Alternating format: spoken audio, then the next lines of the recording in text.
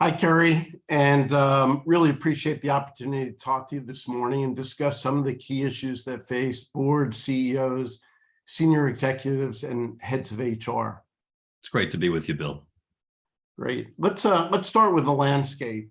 So diversity, neurodiversity, unconscious bias, culture, retention, and talent are some of the key issues that key stakeholders are interested in, and undoubtedly increase the complexity of leading an organization and accelerating business results. I'd like to get your take on this and possibly how the CEO job today is different than previous times in stress and disruption.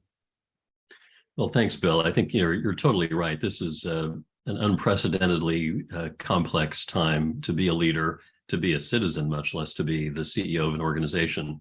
And you've touched on what some of the key challenges are. I mean, we've been coming through a global pandemic. Hopefully, we are approaching a more stable and easier to deal with part of that. We've been living through unprecedented political and social upheaval in the world. You mentioned some of it, dealing with a political upheaval around racism and dealing with systemic racism, as well as the ongoing climate crisis and economic instability. And pandemics, as we are seeing, are always catalysts for social change. So for better or for worse. So the job of a CEO has never been more complicated in my view, certainly not in the time that I've been serving as an advisor to CEOs. And the difference between, I think about the difference between the changes that are taking place now are more sustainable versus the episodic ones with the tech bubble or 9/11 or the financial crisis. And yeah, I mean, those, I wouldn't want to minimize the difficulty or complexity of leading through those periods too. All of it is challenging. The nature of the CEO role is such that, as you well know, every day is different. There's always ambiguity and uncertainty that CEOs have to deal with. And but I think that the sustained nature of this, as you say, is really part of the problem, and the social changes that are coming about, the changing the way we think about work, the nature of employees' relationships to their organizations, the way people feel about moving from one organization to another, and the generational transitions that also inform that. So the level of complexity is enormous. I think that one of the differences today is that CEOs, in addition to all of the everyday challenges that are par for the course for the leadership role, need to be exquisitely attuned to the political and social environment around them.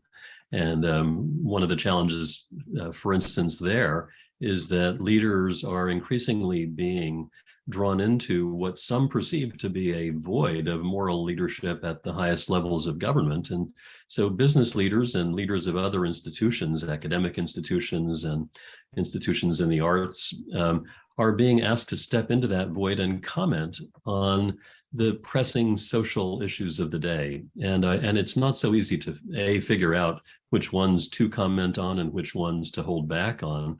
But even if you do choose to say something about it, how to do that in a increasingly diverse and fast-paced environment. right. And I think you had remarked to me a couple of months ago about that and the influence that the employee base has on the CEO today. And I would suspect that speaking out on some of these issues also has to keep in mind your employee base. Exactly. I mean, the employees are diverse. The larger the company, the more diverse. And of course, it varies from industry to industry as well. But the CEOs always have to be mindful of their multiple stakeholders. They have a diverse employee base. They have diverse customers, investors, other people who are interested in the organization, and they're all paying attention. All those stakeholders are paying attention to what a CEO says and does. And so while it's impossible to please everyone, that would be a kind of fool's errand, really. But CEOs do need to be mindful of the sensitivities, while also taking a stand on issues that matter to them and to their organizations. In fact, I would just to add one thing, Bill, is that the CEOs that I have the privilege of advising as to how to grapple with these kinds of questions, while there's no clear right answer, I think that the CEOs who I think have handled this thorny problem pretty well are those who have decided to comment on the issues that are most directly relevant to their organizations rather than on every single issue. They could be, issuing a press release or a statement just about every day, but then they wouldn't be doing their day job. Thanks.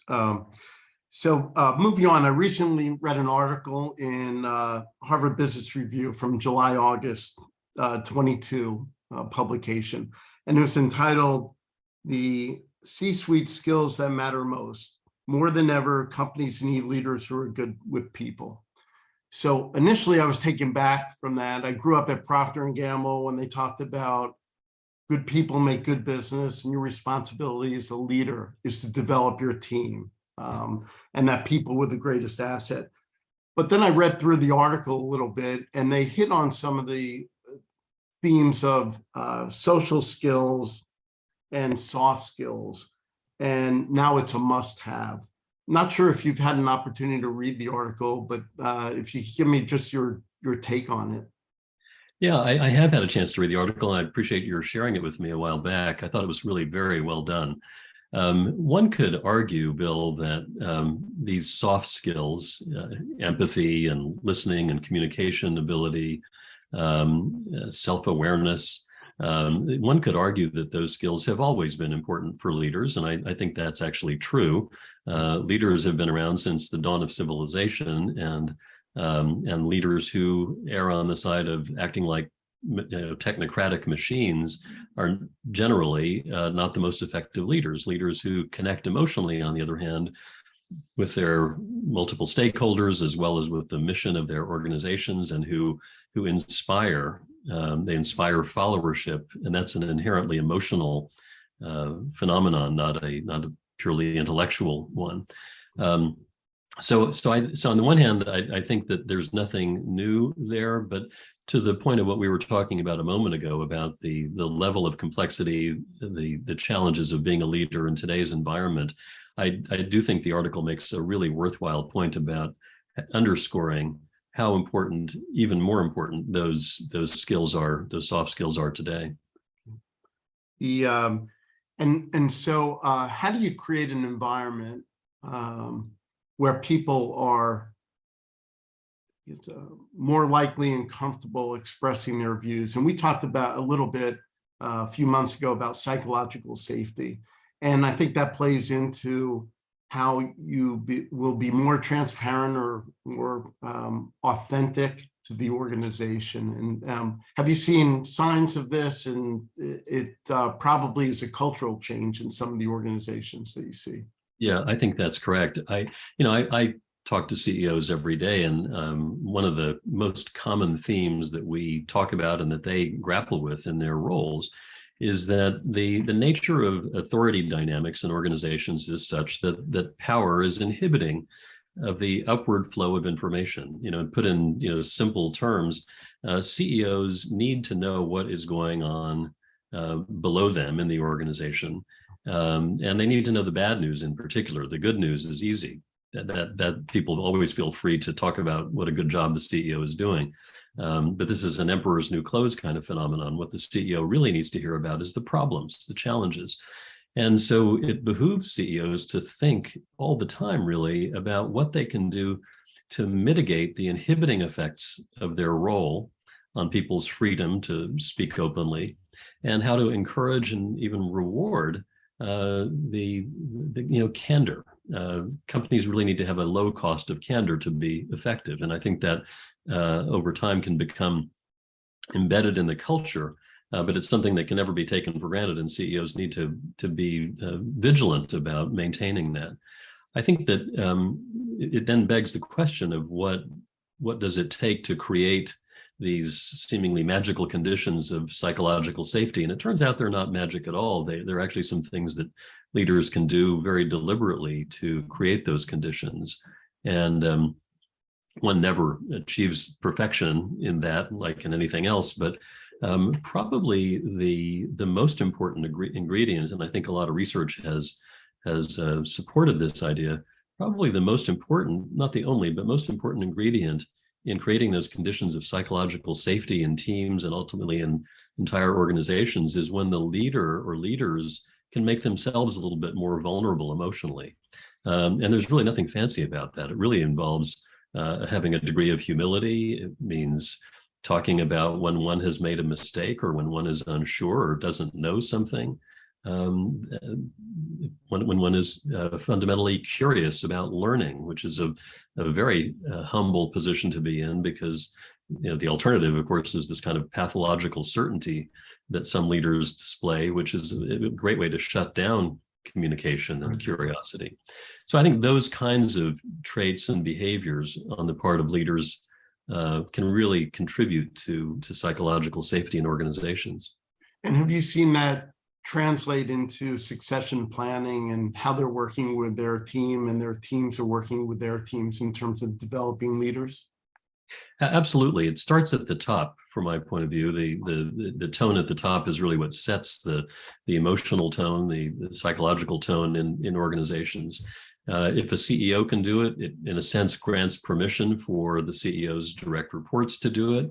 And for those direct reports, who of course are leaders in their own right, they run different functions, different parts of an organization, for them to be able to in turn cascade that to the rest of the organization. And that's really what you're looking for. It's a virtuous circle that I think can be created in organizations when leaders are attuned to these emotional needs. Yeah, and that represents a shift and evolution in terms of culture, right, and approach, which it does.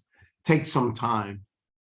It's funny when you say that. I couldn't agree more that it signals a shift in culture, and it's easy for us to talk about some of the changes that we see around us in culture that are of great concern, and and there are some very disturbing trends which would take us too far afield here. But I think it's worth pointing out that there are some positive things going on in the culture, and I think what you're identifying is one of them, which is that there, I believe, is a greater acceptance these days of leaders being a bit more emotionally sensitive and open. I think there is a greater acceptance that's kind of the companion piece of that, really, of leaders seeing value in getting coaching. It used to be 20 some years ago, in the early days of when I started doing this kind of work, probably 25 years ago, that executive coaching was something that was kind of hush-hush. It was primarily relegated to people in remedial situations where they'd get fired basically if the coaching didn't help. That has changed dramatically over the past 2+ decades, where now hardly a self-respecting CEO would be without having a coach or an advisor to help them think about some of these dynamics in their organization. Well, building on that a little bit, we deal with CHROs a great deal. And I would say that the CHROs today are what the CFOs were to the financial crisis in terms of the criticality and the breadth of their role. And so how do you see the CHRO role today and the relationship with the CEO? Has that evolved and changed? And how does it look from your lens? I couldn't agree more, Bill, with what you're saying about the evolution of the CHRO role. It's always been important, but I think that never more during the past few years has it been underscored what a critical partner the CHRO is to the CEO. And like you said, analogous in some ways to, I think, what has long been seen as a critical partnership between the CFO and the CEO.